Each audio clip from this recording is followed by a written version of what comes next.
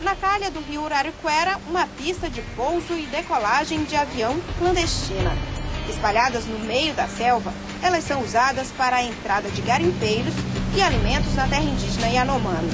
Quando o combate ao garimpo ilegal foi intensificado, 42 pistas clandestinas estavam ativas. Elas também são usadas para escoar o ouro extraído da reserva.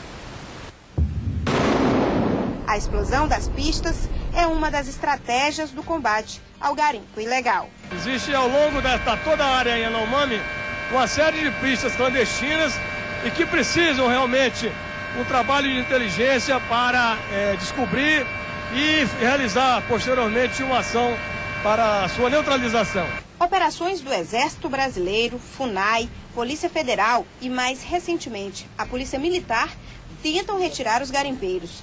De 2012 para cá, foram 3 grandes operações: Chauara, Curaretinga e Corecorema, que ainda está em curso. A Operação Chauara, que na língua Yanomami significa epidemia, prendeu vários garimpeiros, 8 pilotos e 6 empresários donos de balsas e apreendeu 11 aeronaves utilizadas na atividade legal. As ações contam com a participação de indígenas treinados para atuar na vigilância territorial. O prejuízo maior é que eles poluem o rio, né? Usam mercúrio e outros produtos químicos, derramam gasolina, muito mais. E a gente que nem indígena, a gente fica tomando banho no rio e também às vezes a gente toma o rio. A intenção nossa é que os caras se entreguem, né? O mais rápido possível, porque a gente não está aqui para não prender ninguém, a gente só está buscando o que é o nosso, né? Em 2014, foram presos 100 garimpeiros. Sem alimentação na mata, muitos decidiram se entregar. Eu estava sem trabalhar na rua e eu tinha que vir caçar um meio, né, de ganhar um dinheiro, né? Você sabia que era ilegal? Não sabia, mas aí não sabia se ia ter negócio de operação, negócio de nada. Se eu soubesse, não tinha vindo. Acabou o rancho, né, aí nós resolvemos descer, né, se entregar, porque a gente ficar no mato sem trabalhar, sem ganhar nada, e o que a gente fica fazendo? Dando trabalho para os outros. Mas a maioria acaba respondendo o processo em liberdade e, às vezes, é inocentada por falta de provas. Um dos objetivos da fiscalização é fazer com que os garimpeiros não retornem. Durante as operações, 90 balsas foram afundadas nos rios Urariquara, Mucajaí e Catrimani. Outros 100 barrancos desativados na região conhecida como Apiaú e várias embarcações apreendidas. Das 42 pistas clandestinas, apenas 6 estão ativas, de acordo com a FUNAI. Os equipamentos que não são destruídos são guardados nas comunidades. Aqui na comunidade de Huaycás está parte do material apreendido durante a operação. Tem compressores de ar, carotes com combustíveis e mais aqui na frente tem um motor que é utilizado nas balsas para retirar o cascalho do fundo do rio. A destruição dos maquinários evita o retorno imediato dos garimpeiros, mas para que a ação seja eficaz, outras estratégias são adotadas. Os órgãos envolvidos no combate à atividade garimpeira montaram bases de monitoramento em 4 regiões da terra indígena Yanomami, numa tentativa de bloquear o acesso pelos rios. Isso tudo fez parte de um planejamento, né, que nós fizemos há 2 anos e meio atrás, quando assumimos a frente, né, um planejamento ao longo de 4 anos.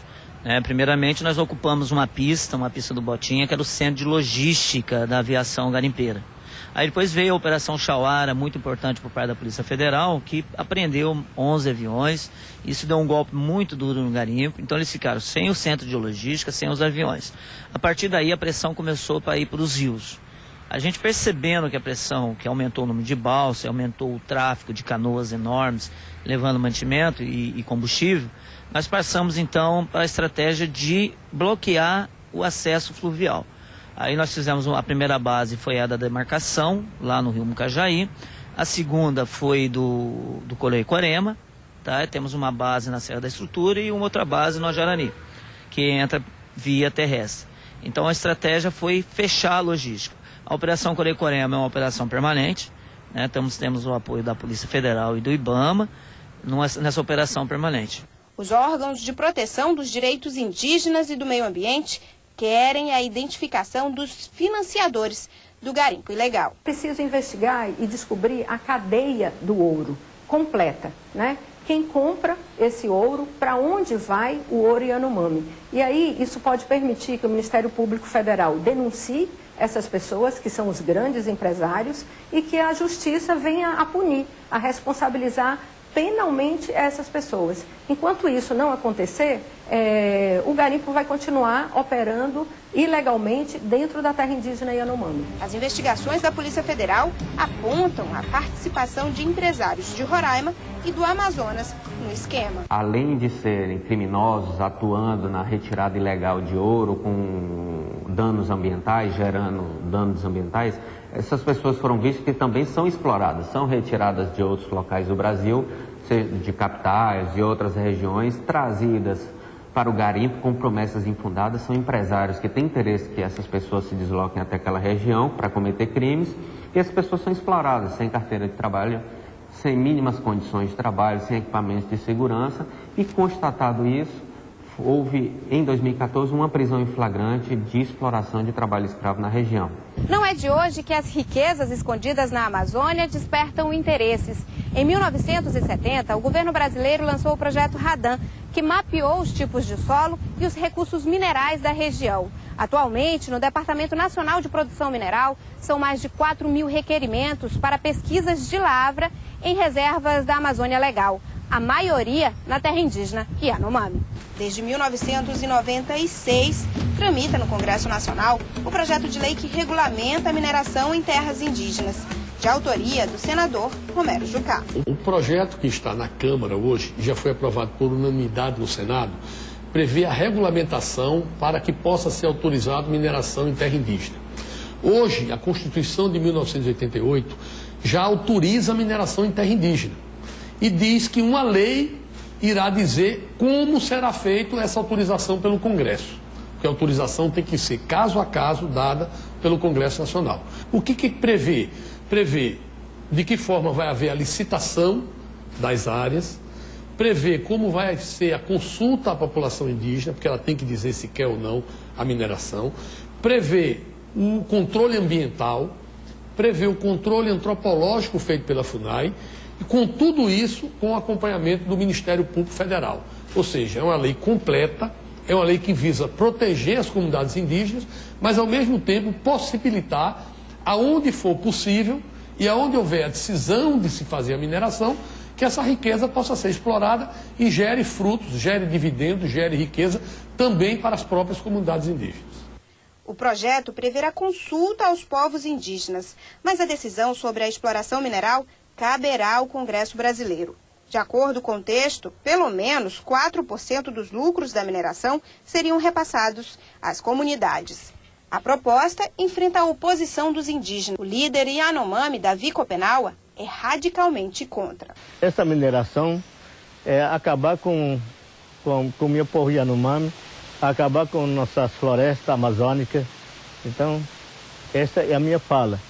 Eu não vou parar de falar sobre a mineração, porque a mineração não serve para nada. Para os povos da floresta, o ouro tem outra cor, o verde. Natureza rica, mas que não tem preço. Somos quarteão a nossa floresta por malta do Amazonas.